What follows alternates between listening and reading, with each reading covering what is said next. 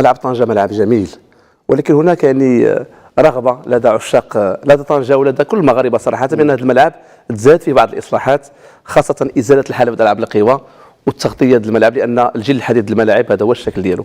ان شاء الله في قيد الدراسه وغادي يكون غير خير، غادي يتغطى وغادي تحيد الحلبه وغادي يكون ان شاء الله يوصل من 80,000 ان شاء الله يا ربي في قيد الدراسه. نتمنى يكون في 25 في الكانت 25 ان شاء الله غادي يكون كاين.